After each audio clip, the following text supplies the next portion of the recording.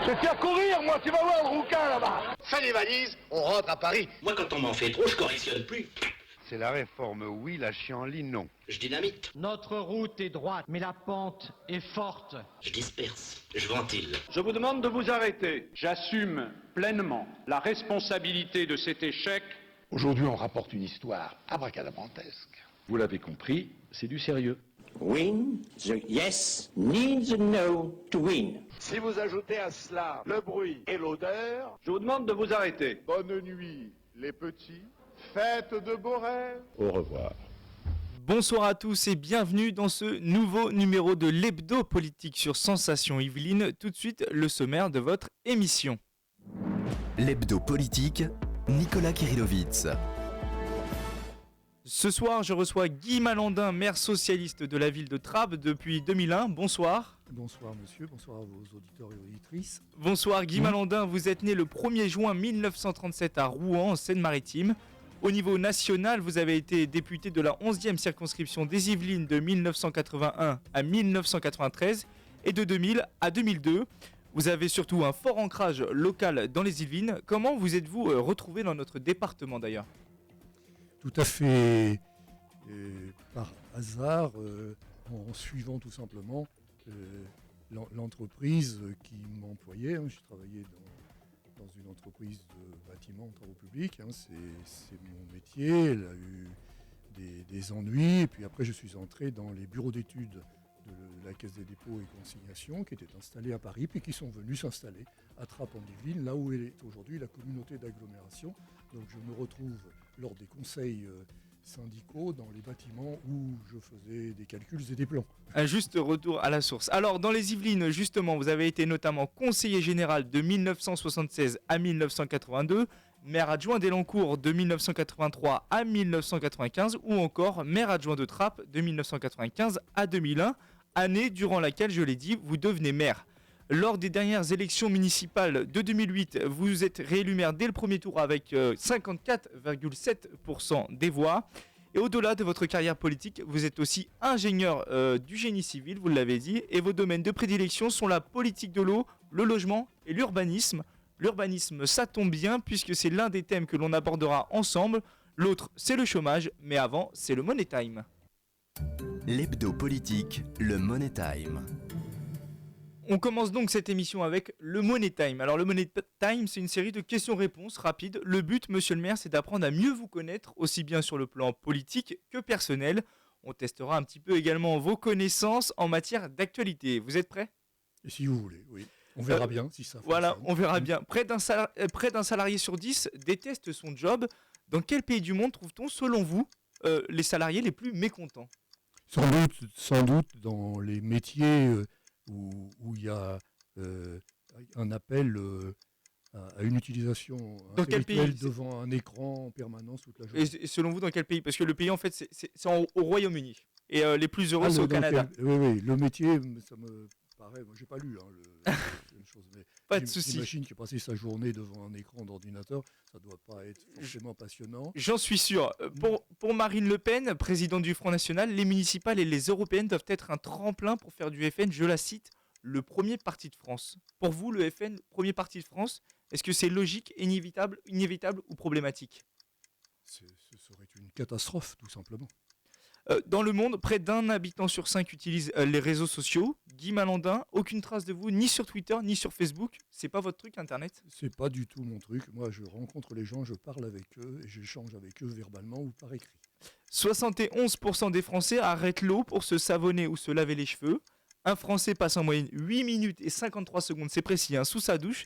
Êtes-vous un consommateur d'eau responsable ? J'essaye pour des raisons qui tiennent à mon passé, puis simplement la considération qu'on doit respecter profondément tout ce qui concerne les biens naturels. Ils sont précieux, on doit les léguer aux autres, on doit donc faire très attention. Votre passé, vous êtes l'auteur d'un ouvrage intitulé « Pour sauver l'eau ». Oui. L'équipe de France a réussi à se qualifier pour le mondial de football au Brésil. Comme quoi, tout est possible. Pensez-vous que François Hollande va réussir, lui, à redresser la France ? Mais je le souhaite pour lui, d'abord, en tant qu'ami, et puis aussi pour la France, dont on a hérité, si je puis dire, parlant au nom de ma famille politique, en très très mauvais état, ce que tout le monde semble avoir oublié aujourd'hui. La ville de Trappes est jumelée avec deux communes sénégalaises. Comment s'appelle le président de la République du Sénégal? Je ne sais pas. Macky Sall. La loi sur le mariage pour tous... Nous ne sommes pas jumelés, nous sommes en train de bâtir un co-développement. Ah, ok. Vous avez raison de préciser. Vous avez raison, la précision est juste. Et donc j'ai rencontré l'ambassadeur du Sénégal tout à fait récemment parce que c'est quelque chose qui se construit et non pas quelque chose qui se décide. Très bien. La loi sur le mariage pour tous est entrée en vigueur maintenant il y a un peu plus de 6 mois. Vous étiez pour? Non. Non? Pourquoi? Non, parce que je pense qu'il faut toujours distinguer, de mon point de vue, vraiment, et j'admets toutes les libertés et toutes les autres conceptions, mais moi je pense qu'il faut distinguer le mariage, l'amour et le fait d'être papa et maman. Et que dans une société, chacun a le droit de choisir, mais moi mon choix, c'est que tout ça a sa place et ne peut pas être mélangé. On peut être amoureux et on n'est pas obligé de se marier. On peut être amoureux, avoir des enfants, et voilà, tout ça est très complexe. Pour Freud, une autre question, rien à voir. Pour Freud, le père de la psychanalyse, on compte bon nombre de narcissiques parmi les hommes politiques. Vous partagez cet avis? Les hommes politiques sont narcissiques? Ça doit arriver à un certain nombre, vu ce que je vois à la télévision. Trappes, c'est en banlieue. Êtes-vous à la page en termes d'argot? On va faire un petit test. En tout cas, j'ai choisi quelques mots dans tout l'argot des banlieues. Que signifie bolos? Est-ce que vous savez ce que ça signifie? Alors, c'est à l'origine, ce mot désignait le client du dealer, celui qui vend la drogue. Aujourd'hui, excusez-moi de ne pas avoir pratiqué. Ah non, il n'y a pas de problème. Il n'y a pas de problème, c'était pas un piège. Aujourd'hui, c'est une personne faible, un peu bête. Et savez-vous ce que veut dire resta? Une resta? Non. Si vous faites le verlan, c'est une star, tout simplement. Non, je suis, même si je savais, je ne le dirais pas, parce que je suis un amoureux de la langue française, et ça me hérisse toujours de l'avoir transformée, alors qu'on peut utiliser les mots qui conviennent. Merci. L'hebdo politique sur Sensation. Thème numéro 1 de cet hebdo politique, le chômage et l'emploi. L'emploi, l'une des préoccupations les plus importantes, si ce n'est la plus importante des Français. Et malheureusement, l'actualité en termes d'emploi et de chômage est mauvaise en France, et cela depuis des mois. 11%, voilà le taux de chômage. À Trappes, c'est pire, puisque le chômage est d'environ 17%. Le gouvernement ne désespère pas. Inverser la courbe du chômage à la fin de l'année reste un objectif. Vous y croyez-vous en tant qu'élu socialiste? Ce n'est pas le problème d'être élu socialiste ou pas, c'est le problème d'avoir un regard objectif sur une situation extrêmement difficile. Ce pays est en situation de chômage depuis des années et des années. Il n'a cessé d'augmenter malgré les actions qu'on peut apprécier ou pas, mais malgré les de droite ou de gauche des différents gouvernements. La réalité, c'est qu'on n'est pas allé à l'essentiel. On a laissé la désindustrialisation en disant vous pouvez déconcentrer, exporter, aller faire vos productions ailleurs. Petit à petit, la France s'est désindustrialisée. Le deuxième élément fort, pour moi en tout cas, c'est qu'on a bâti une Europe sans obliger à avoir des critères communs ou allant vers le commun sur l'emploi, les salaires, les fonctions, les formations. Et donc on est resté tout ça dans la sphère des capitaux, dans la sphère des jeux d'argent, et les crises successives qu'on voit. Vous dénoncez un peu la mondialisation. Le prouve. Et donc la mondialisation, ça peut être quelque chose de formidable s'il s'agit d'échanges corrects, loyaux. Et quand il s'agit finalement de transférer les productions pour exploiter des pauvres gens, voire le Bangladesh, ça relève du scandale. Et donc nous sommes non seulement devant des clivages politiques, devant des données politiques, mais aussi devant un phénomène humain, un phénomène moral au sens républicain du terme. Tout à l'heure, vous parliez d'Europe. En Europe, il y a des pays qui arrivent à juguler le chômage, l'Allemagne, la Grande-Bretagne. Qu'est-ce qui ne fonctionne pas en France? Alors, il faut d'abord être tout à fait précis. Les données économiques et sociales de chaque pays, puisqu'on ne les a pas fait converger, sont extrêmement différentes. Ouais. Si on proposait... En Allemagne, c'est à peu près 5% de chômage, et en Grande-Bretagne, c'est 7,5%. Si on proposait à de nombreux Français les salaires et les conditions sociales de protection, etc., allemandes, ça serait beaucoup de défilés dans les rues. Le deuxième point qu'il faut regarder, c'est aussi les évolutions démographiques. Je ne dis pas ça pour accepter le chômage, ce n'est pas acceptable. Mais ceci dit, si je regarde le nombre de jeunes dans les 10 dernières années en France, il est le double du nombre de jeunes arriver au travail en Allemagne. Donc c'est un peu finalement un mal pour un bien. Il y a de la démographie chez nous. Non, mais tout ça doit être observé avec beaucoup d'exactitude et pas à coup de slogan. En tout cas, en ce qui concerne notre pays, c'est avec la demande de logement, les deux problématiques essentielles qui nous sont posées. Et finalement, le paradoxe, c'est un peu notre système social qui nous protège, mais qui en même temps est un frein pour lutter contre le chômage. Non, je ne pense pas qu'il soit un frein, je dis simplement dans la comparaison. Je dis, cessons de faire de l'Allemagne le lieu extraordinaire. Ce n'est pas tout à fait la réalité. Et la Commission européenne vient de s'en apercevoir d'ailleurs. Non, nous avons une vraie problématique en France, c'est la formation professionnelle. Arrêter de faire croire, il faut aussi, ce que je veux dire, arrêter de faire croire que tout le monde doit avoir bac plus 5, bac plus 6. Il faut qu'il y en ait, mais pas tout le monde. Ça veut dire qu'il faut effectivement réévaluer, redonner sa pleine valeur au métier. À la formation, à l'apprentissage. Au vrai métier, et donc aux formations correspondantes. Et là, on est en décalage. Le deuxième élément, c'est qu'on ne peut pas concevoir une mondialisation sans des règles strictes, voire des sanctions fortes quand ces règles strictes ne sont pas respectées. Et vous, en tant qu'élu local, quels sont vos pouvoirs d'action pour faire baisser le chômage dans une ville, dans la vôtre, où, je l'ai déjà dit, le chômage est assez élevé, 17%? Quels sont vos pouvoirs? Premier point, il est élevé, mais stable. Stable et il baisse tout doucement. Ce n'est pas un réconfort parce qu'avec un chiffre comme ça, personne ne peut être heureux. Voilà. Et ce qu'on met en place, c'est un peu tous les outils qui sont à notre disposition. D'abord, sur le plan de la formation, je ne citerai que deux exemples, et les exemples que je cite rapidement comme ça sont aussi communautaires et pas seulement communaux. Centre de formation du bâtiment dans la zone d'activité de Trappes-Elancourt qui accueille de nombreux jeunes, et le bâtiment est un corps d'État qui demande beaucoup de personnes et qui manque de véritables professionnels. Il n'y a qu'à voir les incidents qu'on a sur toutes les constructions neuves. L'école de la deuxième chance, toute l'intégration ou insertion que l'on fait sur tous les chantiers qui ont lieu sur Trappes aujourd'hui, emploi de façon automatique et sans discussion possible, c'est dans les codes signés, des personnes qui réapprennent leur métier. C'est le Cap Emploi qui est un lieu d'accueil des adultes qui sont en difficulté par rapport à leur emploi, puis la mission locale et j'en passe, parce qu'il faut arrêter, je vois non, juste, je voulais avoir votre avis. Benoît Hamon, ministre délégué à l'économie sociale et solidaire, a lui-même déclaré que votre ville était au cœur, comme vous l'avez dit, d'un poumon économique, mais qu'elle n'en profitait pas. Est-ce que c'est vrai ça? Est-ce que finalement il y a des entreprises sur votre commune, mais les trappistes ne participent pas? Oui, rien n'est absolu dans ce domaine. Dès qu'on touche aux données sociales et aux données humaines, rien n'est absolu. Ce qui est vrai, c'est qu'il y a un écart très très important entre le niveau professionnel, et le niveau d'attente d'un grand nombre de demandeurs d'emploi à Trappes, mais pas seulement à Trappes, et puis le développement de haute technologie, recherche, sciences, découvertes, etc., qui alimentent l'agglomération de Saint-Quentin et une grande partie des entreprises de Trappes. Et donc on a là à avoir, en tant qu'élus locaux et élus communautaires, avoir le souci de préserver et d'apporter aussi des entreprises qui offrent des emplois, j'allais dire, simples, qui appellent des compétences, mais qui n'appellent pas forcément le niveau d'ingénieur ou supérieur au niveau d'ingénieur. Vous en avez parlé déjà, la jeunesse, malheureusement, c'est elle la plus touchée par le chômage, 25% en France. Finalement, c'est ça le fléau.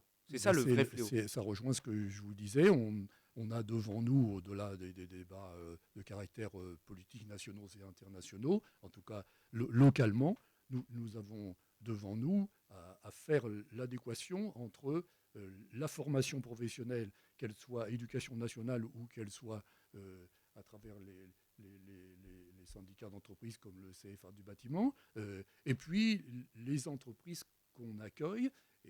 Et nous avons fait accueilli, par exemple, alors qu'il y avait des grincements de dents tout autour, le centre de logistique Auchan, avec l'entreprise Argan, parce que d'abord c'est nécessaire, et d'autre part, il y a la création d'emplois, mais qui ne sont pas des emplois seconds, qui sont simplement des emplois manuels où la compétence est d'ordre de qualification manuelle, BTS ou BEP.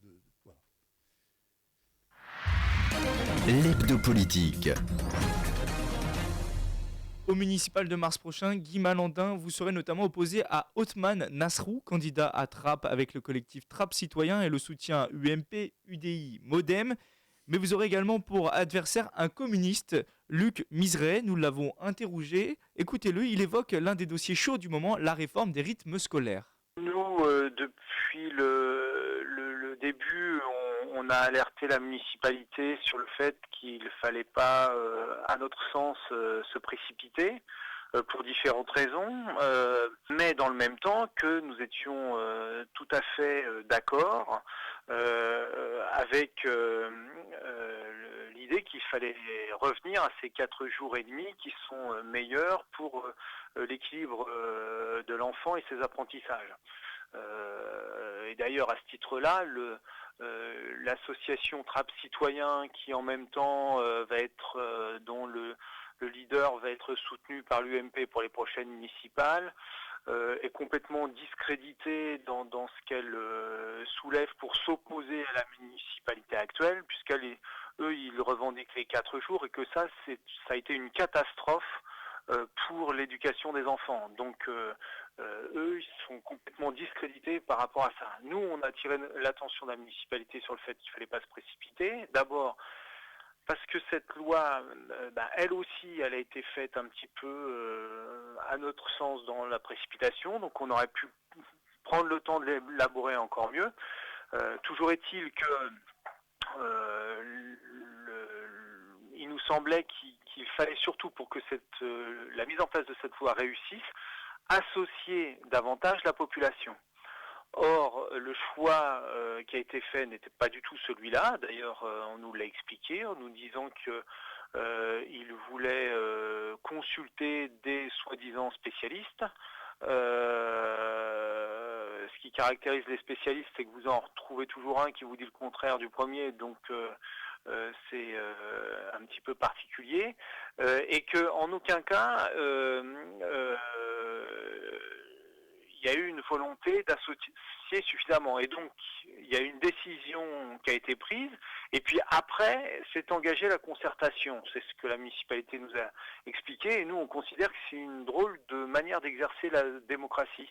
Alors, Luc Miseret évoque la réforme des rythmes scolaires. Dans votre commune, le passage à la semaine de 4 jours et demi a du mal à passer. 36 écoles, 195 classes et plus de 4000 élèves sont concernés. Vous devez faire face depuis le début de l'année à la grogne, enfin depuis la rentrée scolaire, à la grogne d'une partie des enseignants et des parents. Malgré tout, vous restez droit dans vos bottes, vous ne reviendrez pas dessus. Je ne reviendrai pas dessus. En même temps, il ne faut pas confondre. Vous avez dit 200 et quelques enseignants et 4000 élèves. 4000 élèves et 195 classes. J'ai dit enseignants, mais c'était 195 classes, excusez-moi. Il y a un peu plus d'enseignants. Il y a un peu plus d'enseignants. Peu importe. Je ne confonds pas l'intérêt évident, accepté par tout le monde, y compris tous les syndicats qui grognent, y compris les associations de parents d'élèves qui s'y opposent maintenant. Pendant 2 ans, tout le monde a dit qu'il faut revenir à 4 jours et demi. Donc c'est une bonne réforme. Et vous voudriez, c'est une façon de m'exprimer, vous voudriez que, ayant une part de responsabilité dans le devenir, dans l'éducation, ça rejoint ce qu'on disait tout à l'heure, d'un grand nombre d'enfants qui... Là, c'est pas forcément la réforme qui est remise en cause, c'est les activités que les enfants ont aussi mais parfois. Attendez, excusez-moi. Périscolaire. Les rythmes scolaires ne sont pas isolés. Les rythmes scolaires vont avec les rythmes éducatifs, c'est-à-dire avec ce que font les communes avant et après et au milieu de la journée sur le temps d'école. Tout ça va ensemble. Et donc, cette réforme, elle est bonne, elle est indispensable. Il n'y a qu'à regarder la place de la France dans l'enseignement et dans les résultats par rapport aux autres pays européens pour se dire qu'il est temps de bouger et que ça suffit de discutailler pour des plaisanteries. Ce n'est pas une plaisanterie, c'est un acte extrêmement important. Donc, nous sommes en train de le faire. Nous négocions avec ceux qui veulent venir, juste 2 mots, parce que je ne veux pas laisser courir tout ça. Nous négocions depuis janvier. Depuis janvier, il y a des négociations ouvertes. Les enseignants avaient dit, report en 2014, on ne vient pas. Je ne parle pas du Parti communiste, dont je ne vois pas très bien ce qu'il vient faire là-dedans. J'aimerais mieux les voir assumer leurs responsabilités d'élus au conseil municipal, ça serait meilleur. L'autre aspect, les associations de parents d'élèves sont venues. Nous avons bâti, de toute façon tout le monde le fera à la prochaine rentrée, et contrairement à ce qui se raconte, contrairement à tous les grognements, à chaque fois que je rencontre des parents, à chaque fois que je rencontre des enfants, et de plus en plus d'enseignants, parce qu'on va d'école en école, tout le monde est content. Il y a des ajustements à faire, mais une réforme concernant autant d'éléments, ça demande du temps. Et les reproches sur le manque d'activité, les ateliers faux, inintéressants, les éducateurs mal formés, tout ça, c'est complètement faux. Ah, c'est faux. C'est de l'invention pure et simple de la part des... De la part des groupuscules qui ne veulent pas ça parce que nous sommes, je vous le rappelle, en campagne électorale. Et vous auriez pu aussi attendre 2014, un an de plus de réflexion, de mise en place Non, je n'ai pas le droit. Je n'ai pas le droit, quand je dis je, c'est dans ma fonction, avec mes collègues élus. Quand il y a quelque chose qui est important, qui est positif et qui est nécessaire pour les enfants, je n'ai pas le droit d'attendre et de tergiverser. Voilà.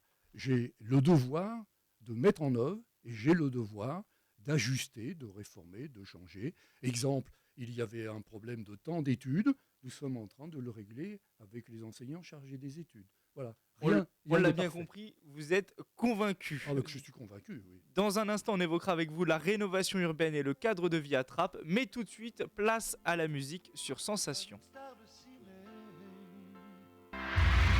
L'hebdo politique. Deuxième thème de cet hebdo politique, la rénovation urbaine. Depuis 2001, Trappes est engagé dans un vaste plan de rénovation urbaine, un plan qui s'est précipité après les émeutes qui ont touché les banlieues en 2005. Un an plus tard, votre ville signait une convention, la convention ANRU, qui a accéléré et amplifié le processus de rénovation de la ville. Parmi les objectifs visés, il y a notamment une nouvelle offre de logements sociaux et la réorganisation d'espaces publics. En quoi est-ce si important cette rénovation de la ville, monsieur le maire? On reviendra un peu dans l'esprit du débat de tout à l'heure. La rénovation urbaine, ça n'a de sens que par rapport aux habitants. Ce n'est pas du béton, du goudron et tout ça. Ce sont les conditions de vie. Et la situation de la ville, à mon sens, ne respectait pas suffisamment la dignité des habitants de la ville, à la fois dans l'image extérieure, mais aussi dans leur vie quotidienne. Et, donc, fin 2013, c'est le cas maintenant? Comment? Fin 2013, les objectifs sont atteints? Rien n'est jamais parfait, rien n'est jamais fini. Hein. Mais je pense quand même que la ville, aujourd'hui, les conditions de vie, les conditions de qualité urbaine, la possibilité d'avoir des parcours logements qui n'existaient pas, la rénovation des logements sociaux, la construction de nouveaux logements sociaux, a changé la vie des habitants. En tout cas, c'est ce qu'ils me disent quand ils me rencontrent. Je donne un seul exemple qui peut paraître banal, mais 2 exemples très rapides. Ah, vous avez dit un? J'ai triché. Et entre deux, j'en ai trouvé un deuxième. Le premier exemple, c'est le nombre de papas que je rencontre sur le marché. Une fois par semaine, je vais au marché. Je veux voir les habitants, les écouter, parler avec eux. Pas d'ordinateur, hein. Excusez-moi. Et le nombre d'adultes, je dis de papa parce que la phrase qu'ils me disent relève de leur responsabilité, c'est qu'ils me disent, vous savez, maintenant on dit à nos enfants de faire attention parce que la ville, elle est belle, elle nous plaît, on ne va pas l'abîmer. Et quand vous allez à Trappes, il n'y a pas de tag. Allez voir, il n'y a pas de tag. Le deuxième élément, en 2002, j'ai dit, voilà, parce que je croyais que c'était utile, il faut fleurir. Il faut fleurir cette ville. Il n'y a pas une seule fleur, c'est pas possible de continuer comme ça. Mes copains m'ont dit, c'est fou, tout va être arraché. L'année dernière, on a eu le premier prix départemental des villes fleuries. Vous voyez le chemin parcouru. Et les gens, si jamais aujourd'hui je supprimais un parterre de fleurs, je me ferais disputer. Fleurir, rénover, ça a forcément un coût. Combien ont coûté l'ensemble des travaux? Le chiffre de 350 millions d'euros est avancé. Il est vrai? Oui, c'est le chiffre, c'est le bon chiffre. Ça incorpore les travaux qui vont se faire sur la Nationale 10. Hein. Et vous avez dû financer, vous, la ville, une alors, partie la ville, à hauteur de combien? La ville a financé aujourd'hui 13 millions d'euros. Hein. Mais Trouvé comment? À force sur d'économie, sur notre de budget. hausse d'impôts? Sur notre budget, les impôts n'ont pas augmenté depuis 10 ans. Hein, le taux des impôts est le même. Non, mais en rénovant, en structurant notre budget, et dans les 350 millions, il y a une collection de partenaires. Il y a le département, la région, la communauté d'agglomération, l'ANRU, les bailleurs. On va pas s'enfoncer dans les noms. Non, mais je vous dis, on va perdre les auditeurs après. Je ne voudrais pas que quelqu'un comprenne que c'est 350 Bien millions sûr. de la ville. Voilà, c'est clair. Une convention partenariale. En tout cas, la rénovation urbaine était en partie une réponse aux émeutes de 2005. Je l'ai dit, ça n'a pas empêché malheureusement votre ville d'être au cœur de l'actualité cet été. Un contrôle de police a entraîné 2 nuits d'émeutes en juillet. Vous-même, dans une interview aux Parisiens, vous avez déclaré ne pas croire à l'argument des fondements religieux qui était avancé par les médias. Comment l'expliquez-vous alors, ces mouvements, durant deux jours, 2 nuits Parce que pour moi, des fondements religieux, ça met en cause, excusez-moi, je vais peut-être être un peu long parce que c'est un problème de fond. Hein. Pour moi, les fondements religieux, ça met en cause la foi des gens, ce qu'ils croient. Ça n'a rien à voir avec ça. Il n'y a pas de problème communautaire à Trappes ou de religion. Je regarde ça en fonction de la Constitution, puis en fonction du regard philosophique qu'on peut porter sur les gens. Chacun a le droit d'avoir une religion, chacun a le droit d'avoir la foi. Et à Trappes, il y a une mosquée qui fait que les musulmans sont respectés. Il y a une église, et les chrétiens y vont, etc. Pas de problème entre les communautés? Voilà, non. Et quand il y a des différences entre les communautés, nous, on écoute et on essaie de répondre dans la laïcité selon les lois de la République. Ce qui s'est passé là, c'est de la provocation organisée sous des prétextes religieux, mais pas sur un fondement religieux. C'est une minorité. C'est tout à fait différent. Et c'est une minorité d'extrémistes qui n'ont certainement, excusez-moi d'être très clair, jamais lu le Coran, parce que tout ça n'existe pas dans le Coran, et qui ont organisé une sorte de révolte qui n'est, pour moi, pas liée aux fondamentaux d'une religion et au respect que l'on doit, dans une république laïque, à la religion. Et puis, après 11 heures du soir, si je puis dire le premier soir et le deuxième soir, se sont engouffrés la bagarre... j'allais dire classique, on peut me reprocher d'utiliser ce terme, hein, mais la bagarre classique entre la police et un groupe de voyous qui n'a que ça à faire de provoquer partout. Pour revenir... complètement délié du premier phénomène d'extrémisme religieux, ça veut dire l'extrémisme religieux, c'est aussi une négation de la foi et du bonheur que peut apporter une religion pour certains. Moi, je répète, je n'en ai pas. Et donc, c'est un jugement philosophique que je porte. Pour revenir à la rénovation urbaine, certains habitants de votre ville se sont émus et ont déclaré après ces échauffourées, les bâtiments sont plus neufs, mais l'accompagnement social n'a pas suffi. Alors, est-ce qu'un coup de peinture, comme on le disait, des rénovations, ça suffit à changer l'ambiance d'une ville, les mentalités, les problèmes? C'est bien plus que ça, ce qui a été fait. On a aujourd'hui une maison des parents, 400 centres sociaux, la réussite éducative, le coup de pouce, l'ouverture des classes passerelles pour les petits de 2 à 3 ans dont les parents ne sont pas francophones, les ateliers d'apprentissage de la langue, Cap Emploi, tout ce que je disais tout à l'heure. Ça n'aurait aucun sens si nous ne l'avions pas accompagné de l'humain, du social, du culturel et du sportif, la rénovation urbaine. S'il avait fallu que de repeindre, comme on dit, des cages d'escalier, c'est pas du tout comme ça. Sauf que c'est pas parce qu'il y a une rénovation urbaine, c'est pas parce qu'il y a une action sociale, éducative, sportive et culturelle forte que le citoyen est exonéré de ses droits et de ses devoirs. Ne jamais oublier ça. Merci Guy Malandin pour ces précisions. L'hebdo politique, ces mots qui agitent l'actu.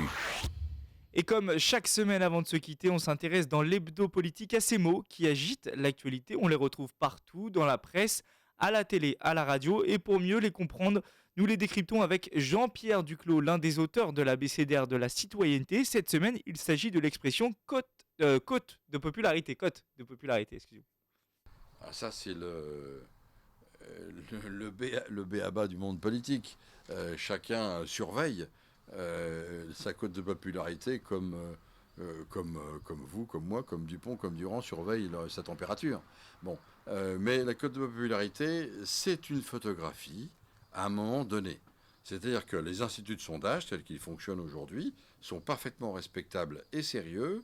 Et lorsqu'ils demandent à quelqu'un leur avis, ils peuvent vous le demander à vous, à moi ou à beaucoup d'autres dans la rue ou ailleurs, souvent d'ailleurs par téléphone, on demande un avis sur quelqu'un. Est-ce que vous l'aimez, est-ce que vous ne l'aimez pas, est-ce que vous le trouvez beau, pas bon, pas bon. Voilà, c'est ça la cote de popularité qui est définie, mais c'est une photographie à un moment donné. La grande difficulté que nos concitoyens par rapport à cela, que l'on appelle souvent un peu trop vite sondage, c'est qu'en fait de confondre ce qui est d'une situation à un moment donné avec ce qui risque d'être le résultat à un autre moment. Et entre une cote de popularité qui peut être bonne à un moment donné et un vote, peut y avoir une grande différence. Je vous donne un exemple qui est suffisamment ancien pour qu'il ne fâche personne.